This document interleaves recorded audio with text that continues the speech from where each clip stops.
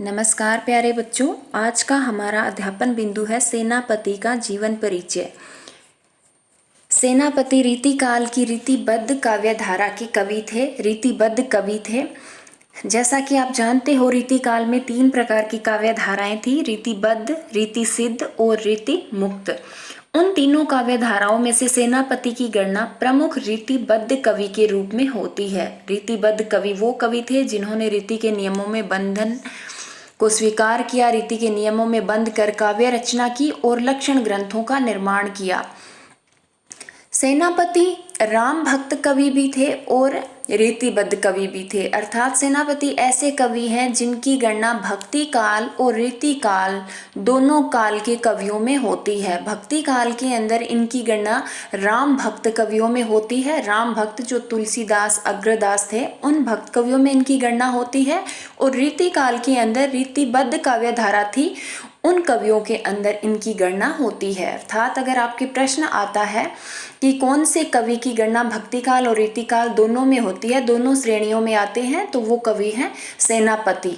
सेनापति के अलावा केशवदास भी ऐसे कवि थे जो कि दोनों श्रेणियों के अंदर आते हैं। केशवदास राम भक्त कवि भी थे और रीतिबद्ध कवि भी थे, बिल्कुल ऐसे ही सेनापति हैं। और इसीलिए सेनापति की गणना हमेशा केशवदास से की जाती है। केशवदास की टक्कर के कवि सेनापति माने जाते हैं। सेनापति रीतिबद्ध कवि के अंदर, रीतिकाल के अंदर अपने प्रकृति वर्णन और ऋतु वर्णन के लिए प्रसिद्ध हैं। अर्थात सेनापति से संबंधित एक महत्वपूर्ण प्रश्न आपके ये भी बनता है कि सेनापति किस काव्य वर्णन के लिए अधिक प्रसिद्ध है? तो किसके लिए है? प्रकृति वर्णन, और प्रकृति वर्णन में भी वो ऋतु वर्णन में सिद्ध हस्त कवि माने जाते हैं।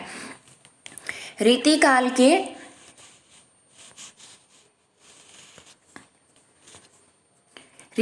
के प्रसिद्ध कवि सेनापति का जन्म सन 1589 ईस्वी में हुआ था। इनका जन्म स्थान उत्तर प्रदेश के बुलंदशहर के अनूप शहर को माना जाता है। अनूप शहर अनूप बस्ती का ही दूसरा नाम है। इनका जन्म बुलंदशहर के अनूप बस्ती में एक कान्या कुब्ज परिवार में हुआ था। कब हुआ था? सन 1589 ईस्वी में। इनके पितामह अर्थात इनके दादाजी का नाम परशुराम दीक्षित था और पिता का नाम गंगाधर दीक्षित था। इनके पितामह और इनके पिता गंगाधर दीक्षित दोनों ही गंगा के किनारे अनूप बस्ती में रहते थे, जो कि अनूप शहर के नाम से जाना जाता है। इन्होंने हीरामन दीक्षित से विद्या अर्जन किया था। इनके गुरु का नाम हीरामन दीक्षित था। ये भगवान श्री राम के परम भक्त थे। इनके आराध्य देव जो थे वो भगवान श्री राम थे। श्री राम के अलावा इन्होंने गंगा की स्तुति भी की है, क्योंकि ये गंगा किनारे रहते थे। गंगा के किनारे बसे हुए गांव अनूप बस्ती में रहते थे, तो इनका गंगा नदी के प्रति गहरा लगाव था और वह लगाव इनकी काव्य रचनाओं में भी देखने को मिलता है, जिसमें इन्होंने गंगा की स्तुति की है। इनकी जीवनी के बारे में विद्वानों में आपस में मतभेद है, किंतु स्वयं सेनापति ने अपनी रचना कवित्त रत्नाकर में अपना परिचय दिया है, जिसके अनुसार उनका जन्म 1589 ईस्वी में उत्तर प्रदेश के बुलंदशहर की अनूप बस्ती में हुआ था। अपने पितामह और अपने गुरु का नाम भी इन्होंने स्वयं ही बताया है। कुछ विद्वान संस्कृत के पंडित नागेश भट्ट और सेनापति को एक ही मानते हैं, जो कि अनुचित है। कई विद्वान कहते हैं कि जो संस्कृत के प्रकांड पंडित थे नागेश भट्ट, वही हिंदी के अंदर सेनापति के नाम से लिखते थे, जो कि तर्क संगत नहीं है। सेनापति की काव्य भाषा जो थी वो ब्रज भाषा थी। ब्रज भाषा में काव्य रचना करते थे। दोनों में साम्य है कि दोनों जो नागेश भट्ट हैं, संस्कृत के जो प्रकांड पंडित हैं नागेश भट्ट और सेनापति, उनके अंदर एक साम्यता ये देखने को मिलती है कि दोनों ही गंगा किनारे जो अनूप बस्ती है वहां रहते थे और दोनों ही श्री राम के उपासक थे। बस यही इनके अंदर समानता है, बाकी ये दोनों एक नहीं थे, ये अलग अलग थे। इसके पश्चात सेनापति की काव्य रचनाओं के बारे में जानते हैं हम। इन्होंने 2 काव्य रचनाएं लिखी थी। इनकी अन्य काव्य रचनाएं भी होंगी, लेकिन वो हमें उपलब्ध नहीं होती है। लेकिन अधिकतर विद्वानों ने इनकी 2 ही काव्य रचनाओं का होना स्वीकार किया है, जो कि तर्क संगत भी लगता है। इनकी 2 काव्य रचनाएं थी। पहली थी कवित्त रत्नाकर और दूसरी थी काव्य कल्पद्रुम। इनकी प्रसिद्धि का आधार कवित्त रत्नाकर है। इसमें 5 तरंगे हैं और 394 छंद हैं। इसके अंतर्गत सेनापति ने अलंकार वर्णन किया है, श्रृंगार वर्णन किया है, षड ऋतु अर्थात ऋतु वर्णन किया है, जिसके लिए सेनापति प्रसिद्ध है। किसके चित्रण के लिए? ऋतु वर्णन के लिए ये अधिक विख्यात रहे हैं। वो इन्होंने कवित्त रत्नाकर में ऋतुओं का वर्णन किया है। षड ऋतु 6 ऋतुएं जो होती है, उन 6 ऋतुओं का इन्होंने अत्यंत ही सुंदर भाषा में चित्रण किया है। रामायण का भी वर्णन इन्होंने इसी कवित्त रत्नाकर में किया है। प्रथम जो 3 तरंगे हैं उसमें उन्होंने रीतिकालीन रीति परंपरा का निर्वहन किया है। दूसरी तरंग में श्रृंगार वर्णन है, जिसमें नक्षिक सौंदर्य इत्यादि का मनोहारी वर्णन हुआ है। और चौथी और 5वीं तरंगों में इन्होंने श्री राम के चरित्र और राम की प्रति अपनी भक्ति भावना का सुंदर वर्णन किया है। तो इसका जो कवित्त रत्नाकर है, इसकी विषय वस्तु क्या है? प्रकृति वर्णन, ऋतु वर्णन, अलंकार वर्णन, श्रृंगार वर्णन, राम के चरित्र का वर्णन और भक्ति भावना से जुड़ी हुई इनकी स्वयं की श्री राम के प्रति जो भावना थी उसका वर्णन। तो इस तरह से इनका ग्रंथ जो कवित्त रत्नाकर है, इस कवित्त रत्नाकर की जो गणना है वह श्री राम भक्त ग्रंथों में भी होती है और यहाँ रीतिकाल के ग्रंथों में भी होती है। दोनों के अंदर इसकी गणना होती है। कौन से ग्रंथ की? कवित्त रत्नाकर की। कवित्त रत्नाकर में इन्होंने श्री राम के चरित्र का भी वर्णन किया है और श्री राम से जुड़ी हुई इनकी स्वयं की भक्ति भावना का भी इन्होंने इसमें परिचय दिया है।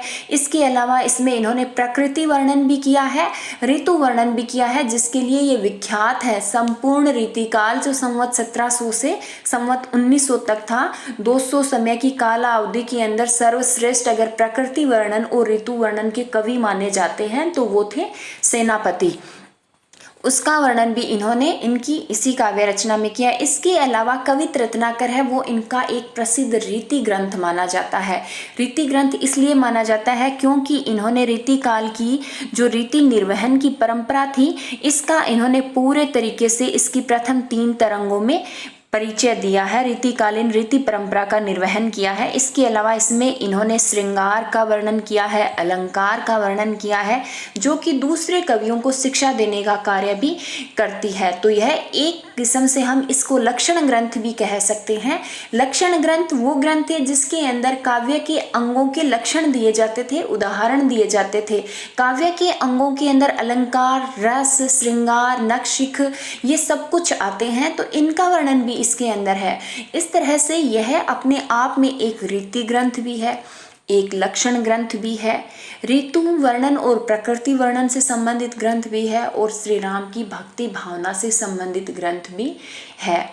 हमने श्री राम भक्त कवियों में भी इनकी गणना की है और श्री राम भक्त कवियों ने जो जो ग्रंथों की रचना की, उन ग्रंथों में भी कवित्त रत्नाकर की गणना आती है और इसकी गणना रीतिकाल की रीतिबद्ध काव्य धाराओं के अंदर आने वाले प्रमुख ग्रंथों के अंदर भी आती है।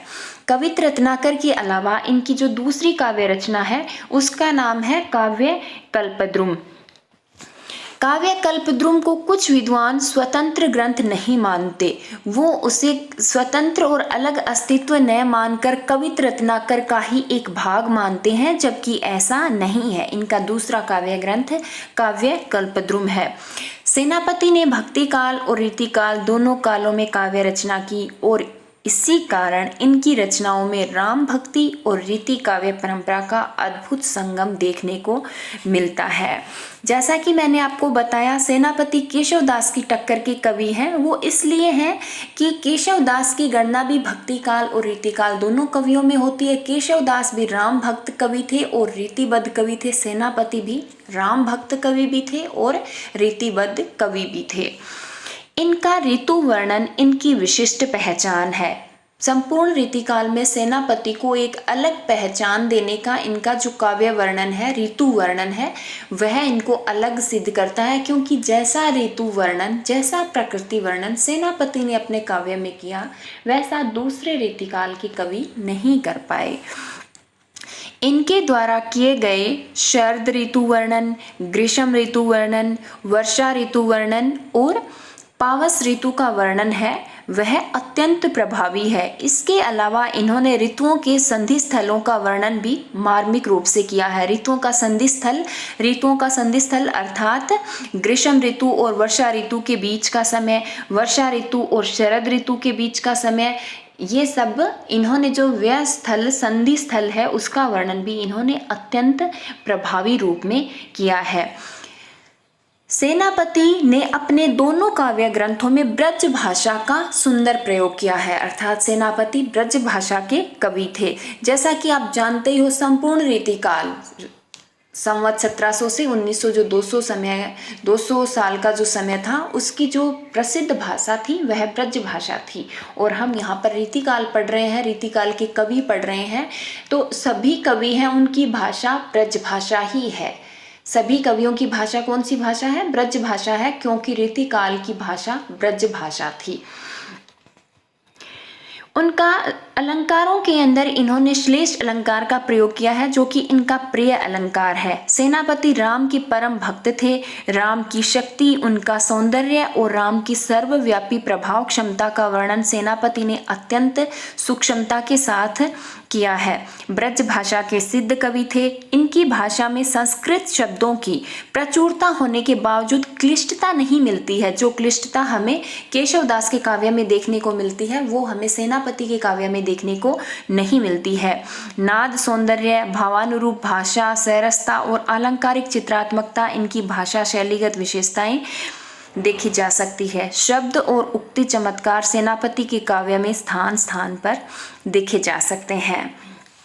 ये इनका जीवन परिचय है। अब अगली वीडियो में हम सेनापति की भक्ति भावना के बारे में जानेंगे। धन्यवाद।